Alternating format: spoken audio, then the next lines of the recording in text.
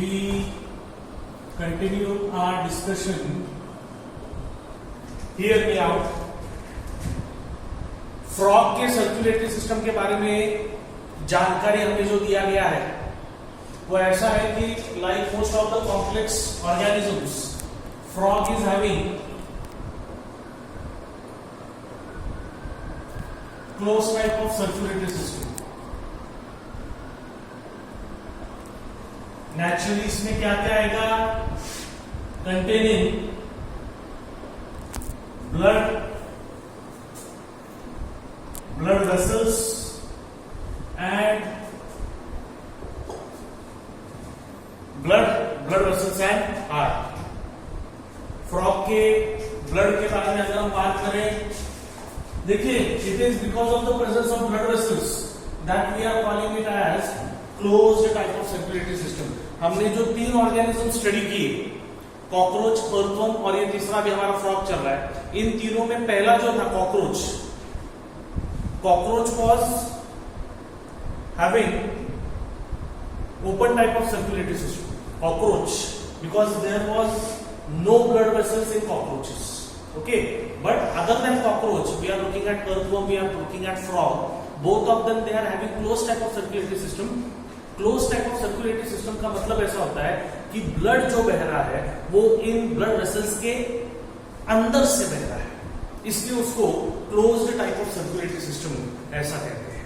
Okay, अभी ये closed type of circulatory system क्योंकि हम ब्लड की बात कर रहे हैं, फ्रॉग का ब्लड जो है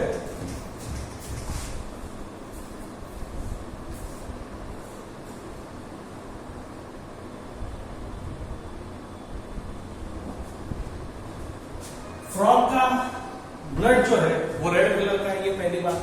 दूसरी बात, द ब्लड कंटेन्स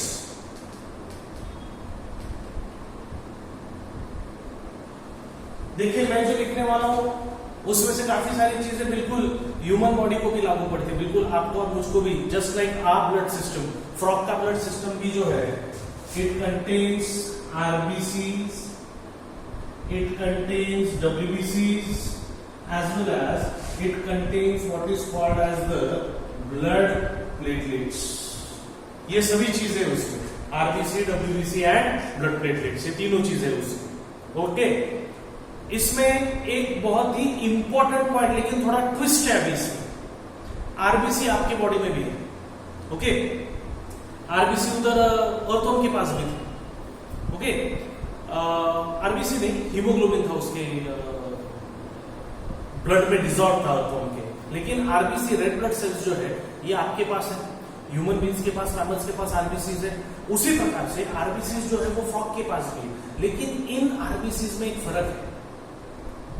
आपको अगर याद होगा, हम जब भी ह्यूमन आरबीसीज के बारे में बात करते हैं, ह्यूमन आरबीसीज के बारे में हमको बताया जाता है कि ह्यूमन आरबीसीज में there is no nucleus. Please keep this in mind, I am talking about you currently. Human RBCs do not contain any nucleus, but when we talk about frog,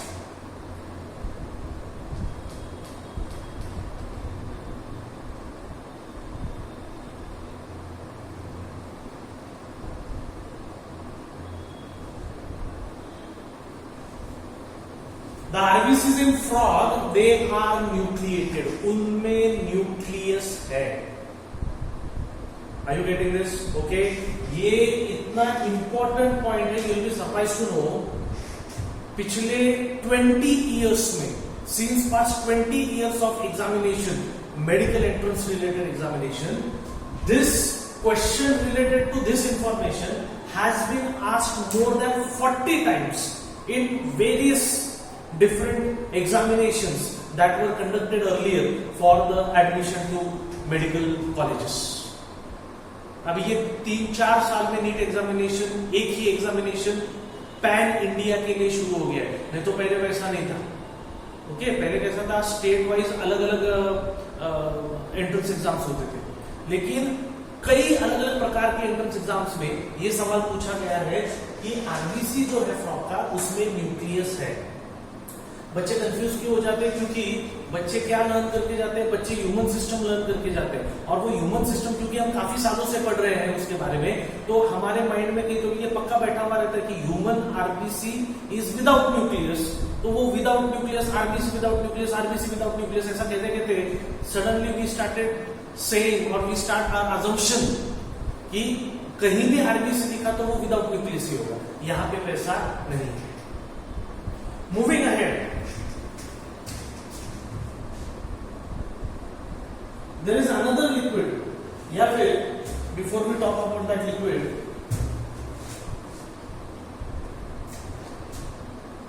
यहां पे और एक चाहिए इंफॉर्मेशन पे चाहता हूं कि आपको पता रहे। अ नेटवर्क ऑफ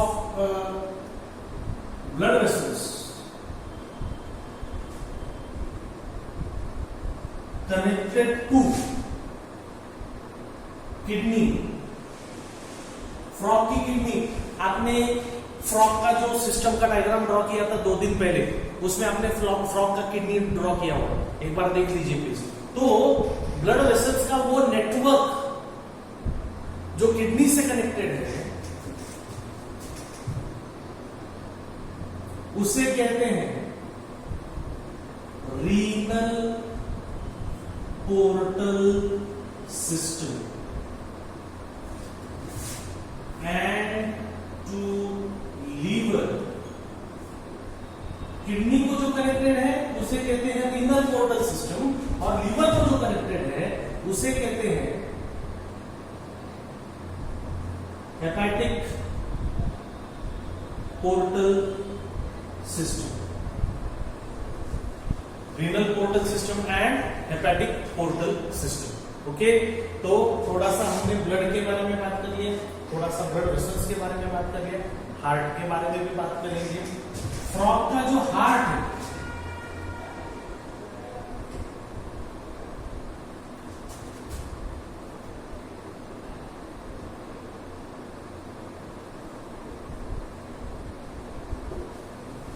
बहुत इंपॉर्टेंट बात है, frog is having a 3 chambered heart, 3 chambered heart. Okay, text book में ये दिया हुआ है, डोंट वरी। और ये नेचुरली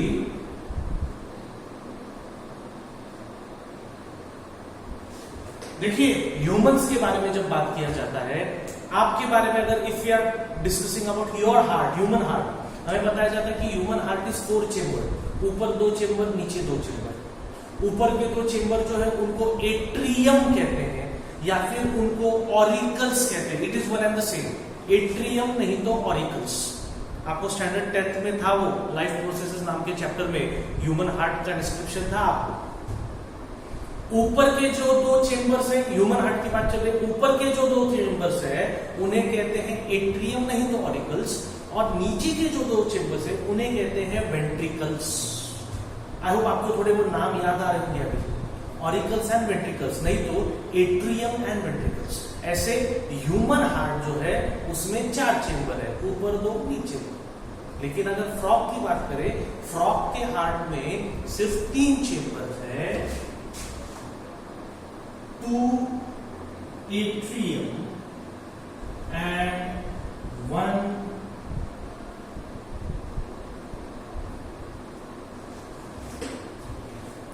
2 atrium and 1 ventricle.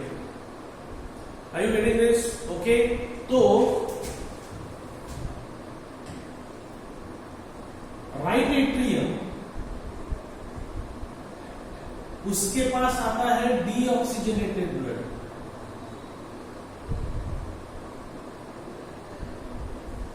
और लेफ्ट एट्रियम जो है उसके पास आता है the blood that is carrying oxygen, जिसको हम कहते हैं oxygenated blood. Are you getting this? Okay, जल्दी से ये लिख लीजिए, हमें फ्रॉग का हार्ट ड्रॉ करना है क्विकली।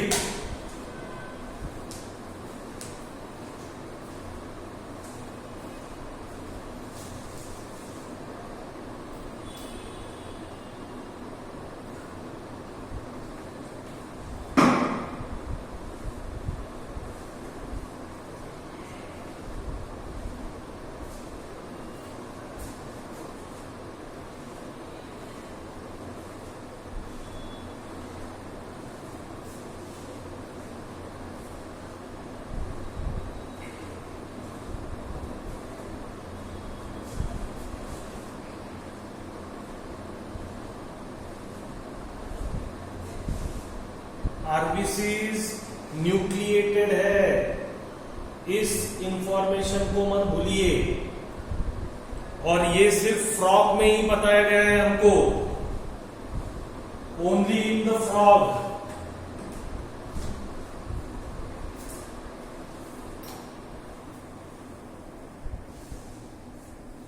ये वर्ड्स आपने समझने चाहिए। Renal word is always related to kidneys, hepatic word is always related to liver. ये आपने ध्यान में रखना चाहिए।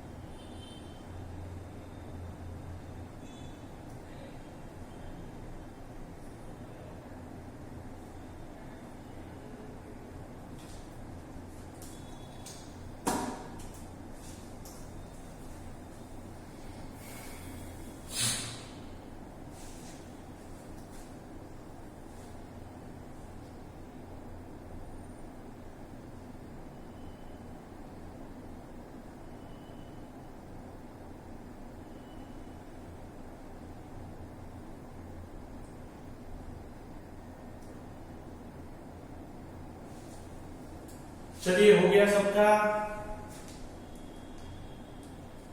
गुड।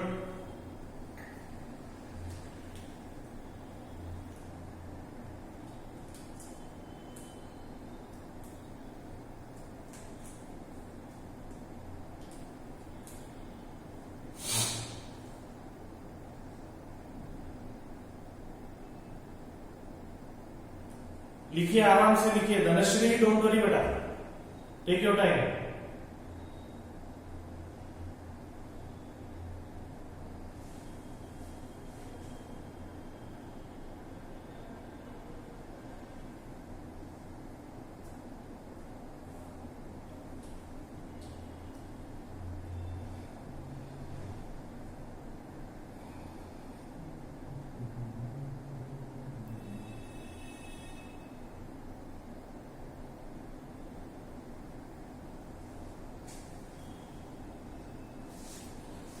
अंशुल ने सवाल पूछा है कि WBCs न्यूक्लिएटेड है क्या? देखिए, जहां तक मेरी जानकारी है, सभी ऑर्गेनिजम्स में जिनके पास भी WBC है, WBCs are always having nucleus. Okay, चाहे वो आपकी बॉडी का रहे, मेरे बॉडी का रहे, फ्रॉग का रहे, कुत्ते का रहे, बिल्ली का रहे, WBCs जिस किसी ऑर्गेनिज्म में WBCs होंगे, those WBCs are going to have nucleus.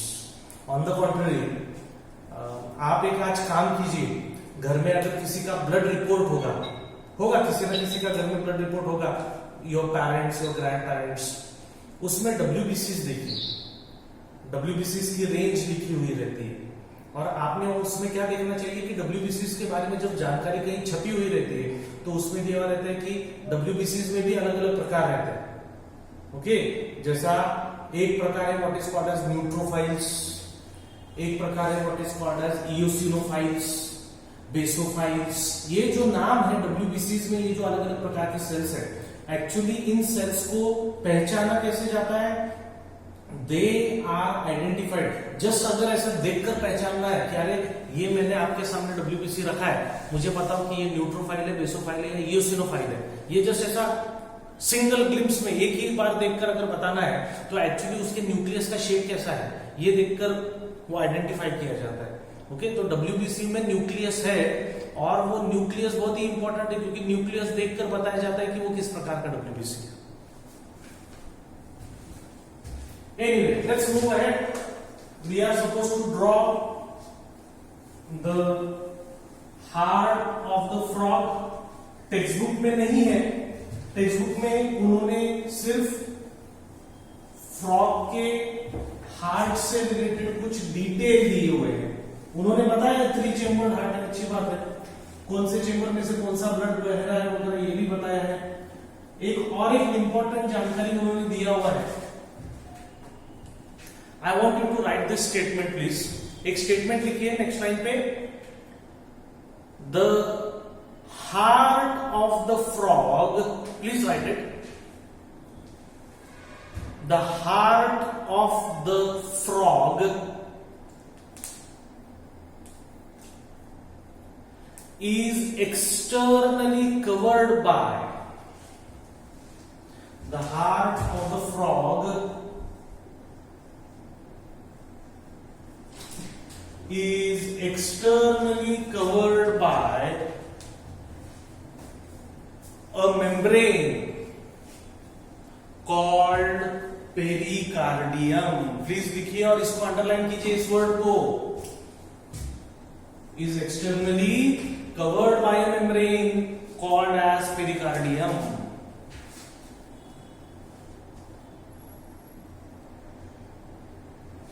मुझे लगता है दिवाली के बाद आप यही स्टेटमेंट फिर से सुनने वाले हैं, but that will be with respect to your heart, human heart. Human heart में भी यही लिखने वाले हैं हम, यही स्टेटमेंट फिर से दोहराने वाले हैं हम ह्यूमन हार्ट के बारे में। जब मेरा प्लान तो ऐसे ही है कि दिवाली के बाद ह्यूमन फिजियोलॉजी के जो चैप्टर्स है वो मैं दिवाली के बाद दूंगा, ओके। होपफुली तभी हम क्लासरूम में होंगे आमने सामने, और तभी भी यही स्टेटमेंट आने वाला है कि the human heart is externally covered by a membrane called as pericardium. तो इस नाम को, इस टर्म को प्लीज ध्यान में रखिए, ओके। तो अभी सडनली अरे ये क्या है, ये क्या है, ऐसा चेहरा मत बनाइए। Already we have discussed about this term, okay. चलिए अभी डायग्राम देखते हैं, let's see how the heart is. आप मत ड्रॉ कीजिए, पहले मुझे ड्रॉ करने दीजिए। 3 चेम्बर्ड हार्ट कह रहे हैं हम, तो नेचुरली हमें पहली चीज क्या करनी पड़ेगी कि हमें पहले 3 चेम्बर्स ड्रॉ करने पड़ेंगे, okay. Let's draw the 3 chambers.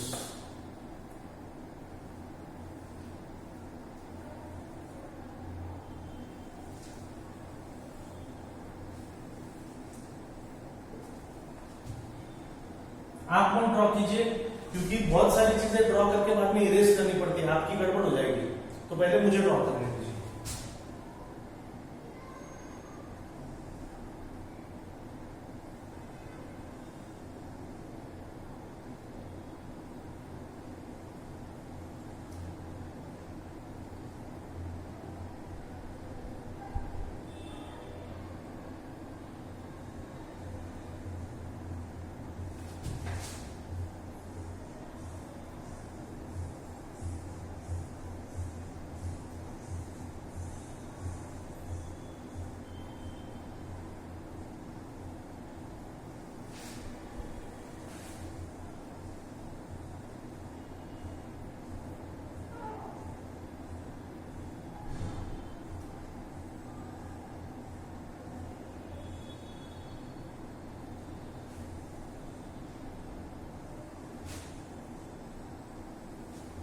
ऊपर 2 चेम्बर्स ड्रॉ किया हमने, नेचुरली उन दोनों को हम एट्रिया कहते हैं, और नीचे एक ही चेम्बर ड्रॉ किया है हमने, नेचुरली हम उसको वेंट्रिकल कहते हैं, ओके। लेकिन एक बहुत ही इंपॉर्टेंट बात जो मैं चाहता हूं कि आपको पता रहे, हार्ट के डायग्राम के मामले में एक गड़बड़ क्या रहता है, एक प्रॉब्लम क्या रहता है कि आपको उसका राइट साइड और लेफ्ट साइड एकदम ठीक से पता रहना चाहिए, ओके। लेकिन इसमें ही गड़बड़ है। जैसा गड़बड़ ऐसा है, ये मेरा राइट हैंड है, ओके। लेकिन अभी स्क्रीन में से अगर मैंने ये राइट हैंड बाहर निकाला और अगर मैंने if I grab your hand, तो मुझे नहीं लगता मेरे पैरेलल आपका राइट हैंड रहेगा, नहीं, आपका लेफ्ट हैंड रहने वाला है। हम आमने सामने है ना, ओके। तो when I am stretching my right hand, the parallel hand that you will be stretching towards me will be your left hand. तो अगर मैंने आपको बोला कि तुम्हारा राइट हैंड एक्सटेंड करो, तो आपने अगर आपका राइट हैंड एक्सटेंड किया तो it will come in front of my left hand. तो ये राइट लेफ्ट आपको समझ में आना चाहिए कि आपका जो राइट है वो एक हार्ट का लेफ्ट है, okay, because you are facing it. तो आपकी राइट साइड यानी हार्ट की लेफ्ट साइड होगी और आपकी लेफ्ट साइड यानी हार्ट की राइट साइड होगी। तो मैं 2 मिनट के लिए अगर if I also face this diagram just like you, अगर मैं आपकी तरह इस डायग्राम की तरफ देखूं तो मेरे ध्यान में आता है कि मेरा ये लेफ्ट हैंड साइड है। तो अगर मेरा ये लेफ्ट है यानी हार्ट का ये हो गया राइट हैंड साइड, तो ये है हार्ट का राइट एट्रियम। मैं अगर इस हार्ट की तरफ देखूं और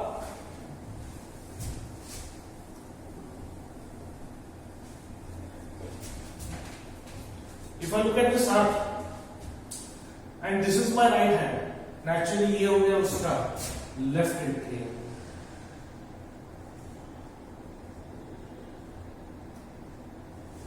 आपने यहां पे गड़बड़ कर दी कि पूरा डायग्राम कोलैप्स हो गया, पूरा डायग्राम कोलैप्स हो गया। ये कैसे है देखिए, आप में से अगर कोई गियर वाली गाड़ी चलाता होगा, 2 व्हीलर विद गियर, तो राइट हैंड साइड को आपका राइट लेग जो है वहां पे ब्रेक रहता है और आपका लेफ्ट लेग जो है वहां पे गियर रहता है, गियर बॉक्स और गियर रहता है। यहां पे अगर गड़बड़ हो गया कि आपने गियर को ब्रेक समझा और ब्रेक को गियर समझा, तो you are never going to drive that vehicle properly, drive that bike properly. यहां पे भी वैसा ही है, आप बिल्कुल हार्ट का फंक्शनिंग एक्सप्लेन ही नहीं कर सकते ठीक से अगर आप ये राइट और लेफ्ट में गड़बड़ कर देंगे। ओके, ठीक है। अभी यहां ध्यान दीजिए,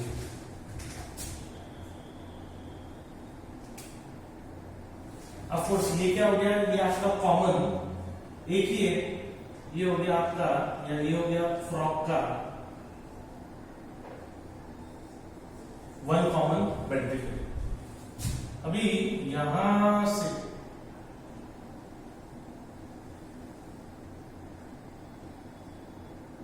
बिल्कुल डरने की जरूरत नहीं इस डायग्राम को, बहुत आसान डायग्राम है।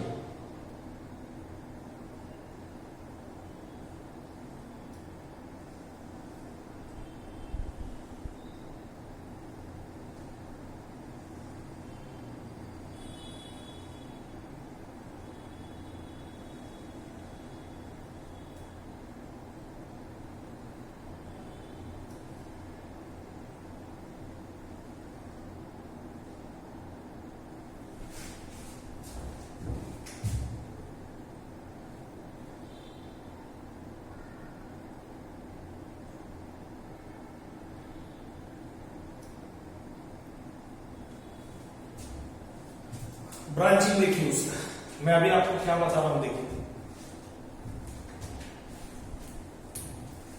The heart of the frog is 3 chambered containing 2 atria and 1 ventricle. 2 atria and 1 ventricle. The left atrium, left की बात चल रही है।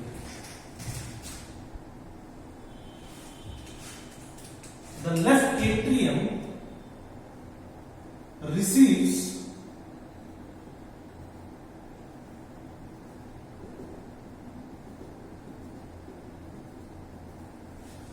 the left atrium। देखिए हार्ट के डायग्राम में मैंने अर्थों के टाइम भी बताया था, अगर रेड कलर में कुछ दिखा रहे हैं तो it is always the oxygenated blood.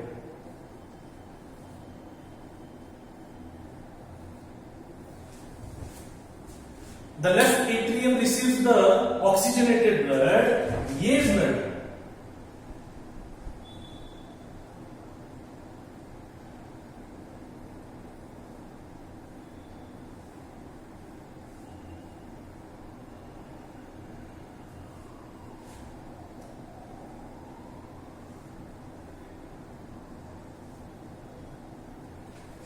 Oxygenated blood है, इसमें ऑक्सीजन है।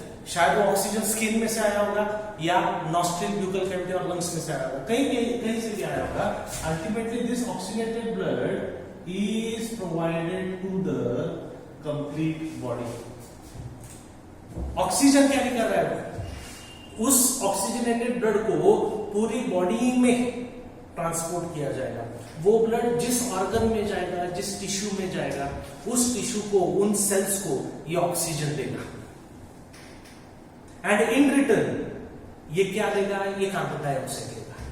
तो इतनी देर ये ऑक्सीजन कैरी कर रहा था तो हम इसको ऑक्सीजनेटेड ब्लड कह रहे थे। अब ये कार्बन डाइऑक्साइड, इसने ऑक्सीजन तो दे दिया सेल्स को, सेल्स से इसने कार्बन डाइऑक्साइड ले लिया। Now we are not calling it as oxygenated blood, now we are calling it as deoxygenated blood. And the deoxygenated blood from the complete body comes back into the heart in the right atrium. Deoxygenated blood जो है right atrium में, जिसमें oxygen नहीं है, क्या है उसमें? उसमें कार्बन डाइऑक्साइड है। डीऑक्सीजनेटेड ब्लड जो है वो हमेशा ब्लू कलर में दिखाया जाता है।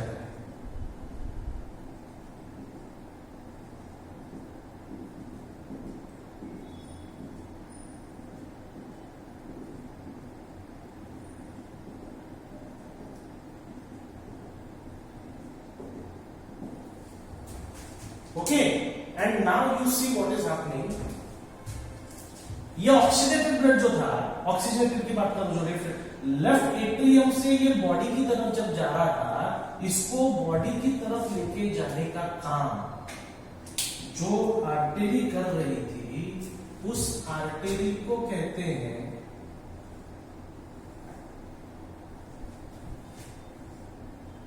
Conus arteriosus.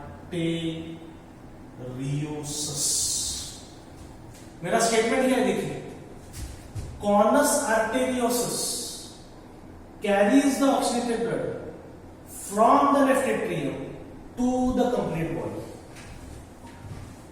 ओके, मैं फिर से एक बार बोल रहा हूं, अभी डायग्राम की तरफ ध्यान दीजिए, मेरी तरफ मत ध्यान दीजिए। डायग्राम की तरफ देखकर मैं क्या बता रहा हूं, देखिए, conus arteriosus carries the oxygenated blood from the left atrium to the complete body. Okay, दिख रहा है डायग्राम में, हमने वैसे ही दिखाया है। लेफ्ट एट्रियम है, ऑक्सीजनेटेड ब्लड है, ये जो ट्रंक है, ये जो पाइप है, इसे आप कॉनस आर्टेरियोसिस कहते हैं। और ये ऑक्सीजनेटेड ब्लड पूरी बॉडी को सप्लाई करता है। पूरी बॉडी में ऑक्सीजनेटेड ब्लड चला गया, उसने पूरी बॉडी को, सब टिश्यूज को, पूरे सेल्स को ऑक्सीजन दे दिया, बदले में उसने कार्बन डाइऑक्साइड ले लिया। अभी कार्बन डाइऑक्साइड ले लिया तो now it has become deoxygenated blood. अगला स्टेटमेंट मेरा ऐसा है कि the deoxygenated blood from the complete body of the frog comes back to the heart in the right atrium. Okay, और राइट एट्रियम में ये जो एरिया है, this area then pumps the blood। कौन सा ब्लड है ये? डीऑक्सीजनेटेड ब्लड है। डीऑक्सीजनेटेड ब्लड यहां अंदर, ये मेन पाइप में एक छोटा सा रास्ता है अंदर की तरफ से। ओके,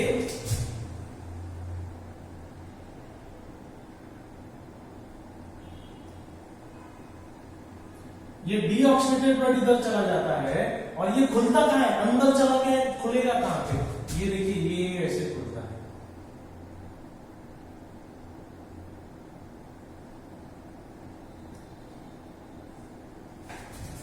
ये देखिए, ये ऐसे खुलता है।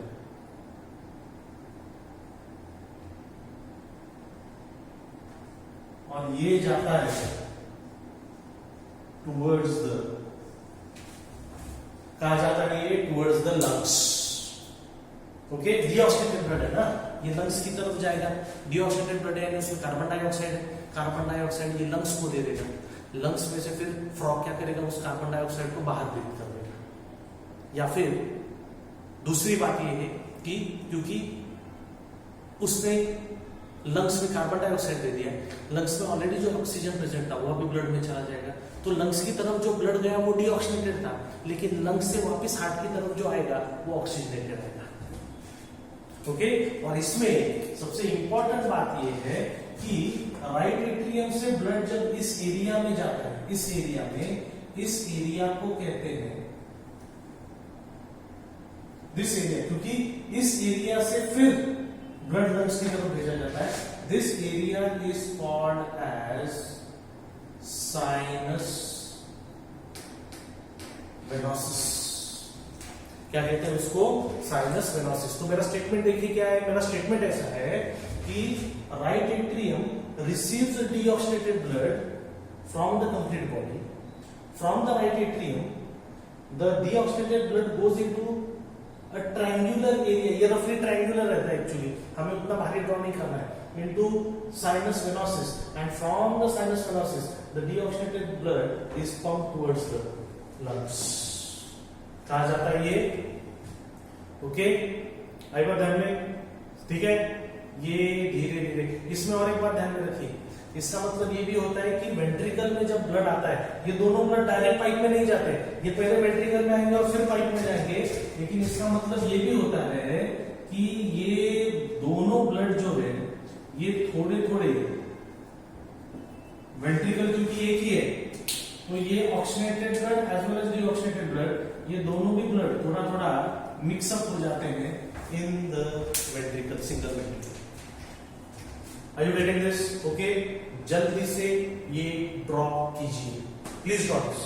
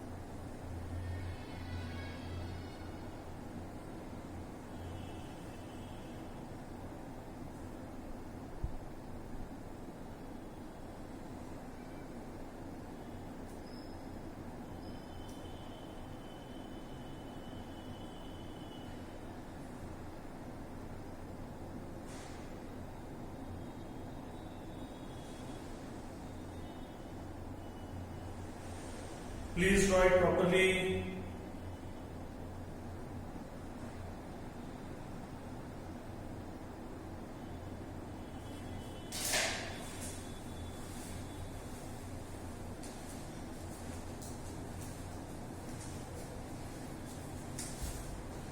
Sinus venosus, venosus, VENOSUS,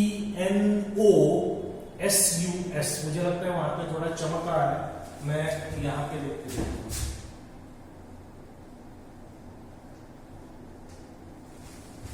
okay, sinus venosus.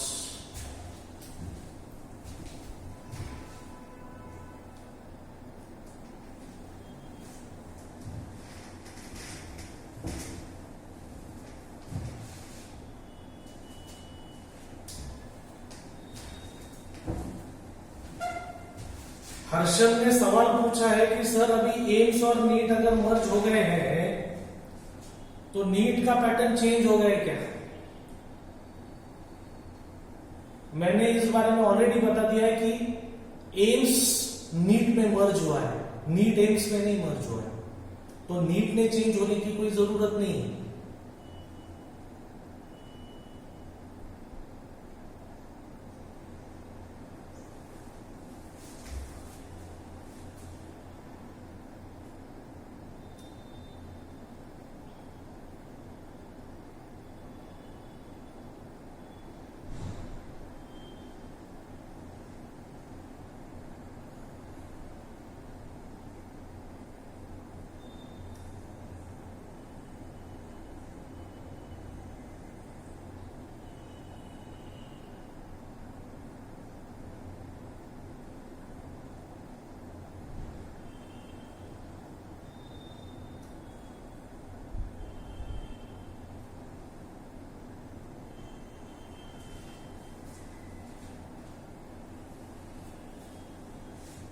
चलिए हो गया क्या? 3 more minutes, not more than that. 3 more minutes.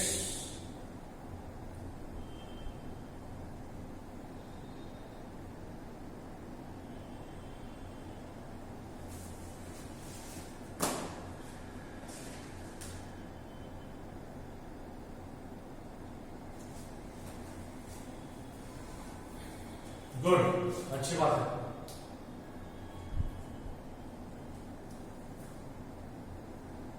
ये डायग्राम टेक्स्ट बुक में नहीं है, इसलिए हमारे पास रहना चाहिए।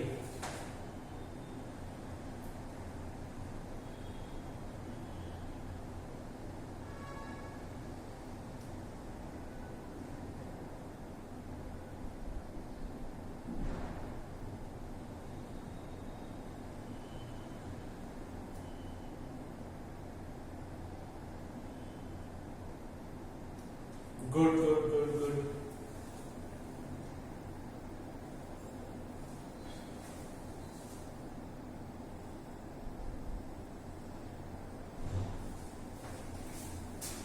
Conus arteriosus is the pipe,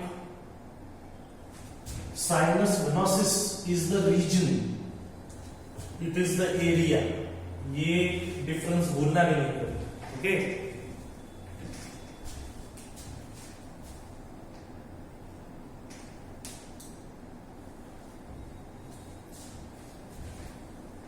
वो डायग्राम का और स्पेसिफिकली हार्ट के डायग्राम का कन्वेंशन कभी भूलना नहीं है प्लीज, क्योंकि आगे जाके हमें ह्यूमन हार्ट भी ड्रॉ करना है, वहां पे भी मैं आपको यही बताने वाला हूं। और आपको तभी ये याद आना चाहिए कि आपका राइट साइड जो है वो हार्ट का लेफ्ट साइड है, और आपका लेफ्ट साइड जो है वो हार्ट का राइट साइड है, क्योंकि आपके सामने रखा हुआ है वो, because it is coming in front of you. Naturally it is not going to have the same right and left the way you are having.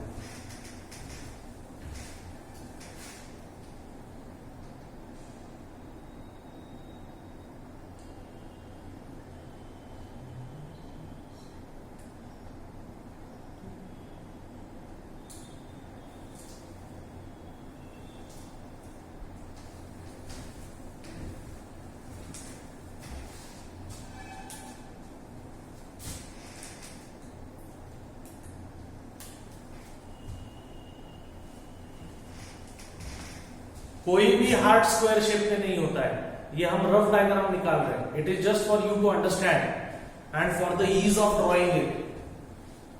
समझ रहे हैं सार्थकी? ये आपको आसान जाए ड्रॉ करने के लिए, इसलिए मैंने ऐसा ड्रॉ किया है। एक्चुअली हार्ट डब्बे जैसा नहीं रहता वो।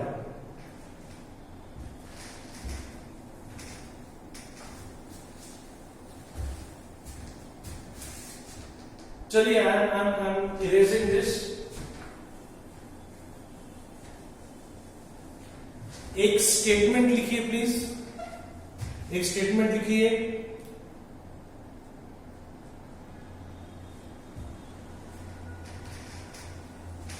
एक वर्ड बताने वाला हूं मैं आपको।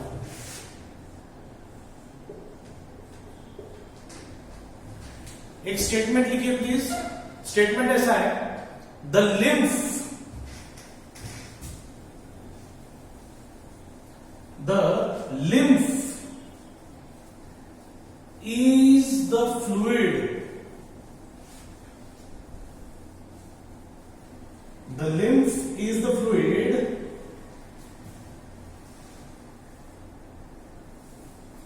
that is produced out of the blood.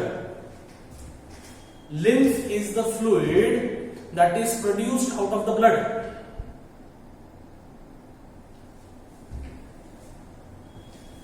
That is produced out of the blood. Full stop. उसी में लिखेंगे it is colorless.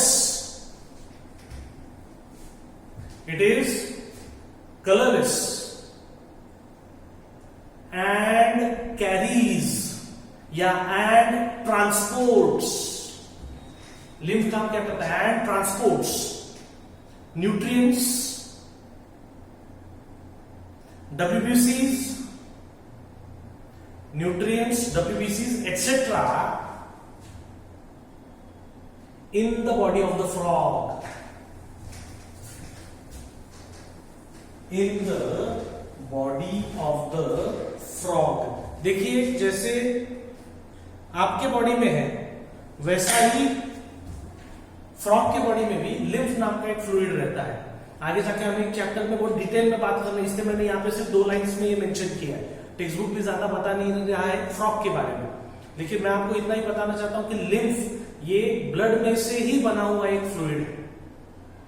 लेकिन ये फ्लूइड दो it is made out of blood, it is not red in colour, क्योंकि RBC जो है वो लिम्फ में नहीं रहते, आरबीसी सिर्फ ब्लड में ही रहते हैं. जिधर आरबीसी रहेंगे उधर रेड कलर आएगा. तो आरबीसी ब्लड में है, लेकिन उस ब्लड में का थोड़ा सा फ्लूइड और बाकी कुछ मटेरियल निकाल के एक दूसरा फ्लूइड बनाया जाता है, उसको लिम्फ कहते हैं.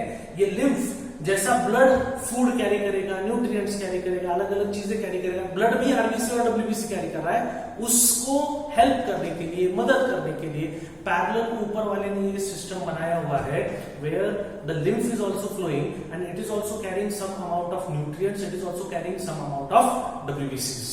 Please keep this in. Okay, एक लास्ट बात जल्दी से करेंगे और आज के लिए रुक जाएंगे. फ्रॉग का और एक सिस्टम जिसके बारे में हमें आज बात करना है, दैट इज द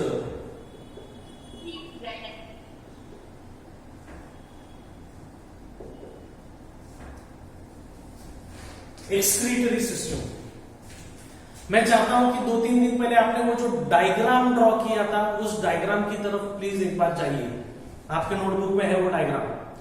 मैं स्लाइड नहीं दिखाने वाला हूं, क्योंकि मैं चाहता हूं कि जिन्होंने सिंसियरली ड्रॉ किया था उस दिन उन्होंने देखना है वो अपना डायग्राम. फ्रॉग का एक्सक्रीटरी सिस्टम जो है, इट इज कंटेनिंग, आप आपके डायग्राम की तरफ देखिए, if I am not wrong, it is containing kidney, a pair of kidneys there. Kidney में से निकल रहे हैं a pair of ureter, and this ureter is ultimately getting attached to the cloacal chamber. But a very important thing that we need to see here is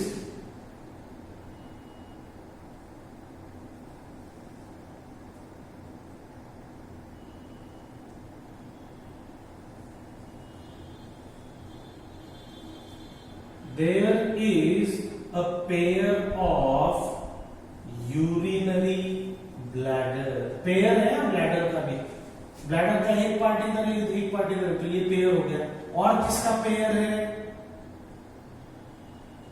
then there is a pair of ureters, then there is a pair of kidneys. ये इतनी छोटी छोटी बातें रहती हैं, बहुत छोटी छोटी बातें रहती है, लेकिन नीट लेवल पे यही छोटी छोटी चीजें पूछी जाती है. बीच में ये सवाल आया था, यूरिनरी ब्लैडर कितने रहते हैं? मैंने खुद आंसर दिया था 1, जबकि वो गलत है. Okay, urinary bladder is found in pairs. समझ रहे आप? ओके, आपको क्लिक नहीं होता ये, क्योंकि टेक्स्ट बुक में उतना डिटेल में दिया हुआ नहीं रहता, डायग्राम में दिखाया हुआ रहता है, लेकिन आप क्या देखते, सिर्फ हाँ यूरिनरी ब्लैडर. आपका माइंड ये रजिस्टर नहीं करता कि वो 2 पार्ट में बटा हुआ है. Are you getting this? Be very cautious. बहुत छोटी छोटी बातों में मार्क्स जाते हैं. So the excretory system in frog, it consists of a pair of kidney. Kidney क्या करेगा? फ्रॉग के बॉडी में, फ्रॉग के ब्लड में जो भी नाइट्रोजनस वेस्ट है, वो नाइट्रोजनस वेस्ट ब्लड के साथ किडनी में आएगा. किडनी ब्लड को साफ कर देगा, ब्लड को फिल्टर कर देगा, ब्लड में से वो नाइट्रोजनस वेस्ट निकल जाएगा, ब्लड वापस वो बॉडी में चला जाएगा। लेकिन वो जो नाइट्रोजनस वेस्ट था वो किडनी में ही रहेगा, किडनी उसको डाइल्यूट कर देगा यानी यूरिन बनाएगा, और फिर वो यूरिन यूरेटर से थोड़ी देर के लिए यूरिनरी ब्लैडर में स्टोर किया जाएगा and ultimately it will be thrown outside the body through the, I hope you remember this name, it will be thrown outside the body through the cloaca. हमने जब digestive system के बारे में बात किया था तब हमने कहा था कि क्लोएका में से एक्सक्रीटल वेस्ट, फीकल मैटर यानी अनडाइजेस्टेड मटेरियल क्लोएका में से बाहर निकलेगा। तो क्लोएका में से अनडाइजेस्टेड मैटर निकल रहा है यानी फूड निकल रहा है अनडाइजेस्टेड, यूरिन भी जो निकल रहा है वो क्लोएका में से निकल रहा है। ये मैं बार बार क्यों बता रहा हूं, इस पर सवाल आया था कि फ्रॉग के क्लोएका का उपयोग किन चीजों को फ्रॉग के बॉडी से बाहर निकालने के लिए होता है, इस प्रकार का सवाल आ चुका है। हमें एक टाइम पे एक ही चीज याद आती है, या तो हमें यूरिन ही याद आता है या तो फीकल मैटर ही याद आता है, दोनों चीजें एकदम याद नहीं आती आपको। Plus the last thing,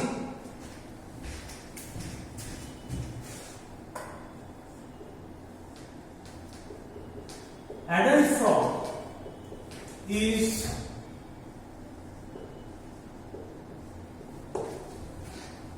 ureotelic. Earthworm के बारे में भी हमने यही लिखा था। यूरियोटेलिक का मतलब ऐसा हो गया कि it excretes urea as the main nitrogenous waste. समझ रहे हैं आप? ओके, इट एक्सक्रीट्स यूरिया, उसका मेन नाइट्रोजनस वेस्ट मटेरियल जो उसके बॉडी में बनता है, जो उसकी किडनी के थ्रू फिल्टर होता है, वो है यूरिया, इसलिए उसको यूरियोटेलिक कहते हैं। टेक्स्ट बुक ये बता रहा है, डोंट वरी। लेकिन एक चीज जो टेक्स्ट बुक नहीं बता रहा है, मैं आपको बता रहा हूं, वो ये है कि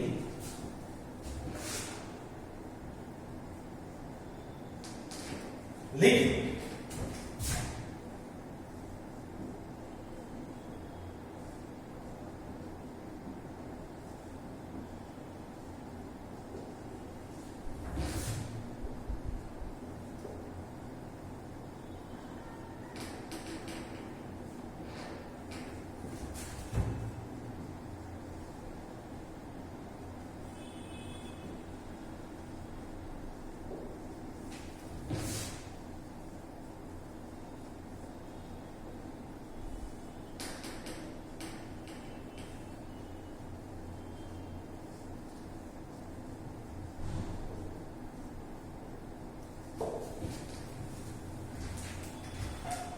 एडल्ट फ्रॉग भले ही यूरियोटेलिक होगा, लेकिन टैडपोल जो है वो अमोनोटेलिक है।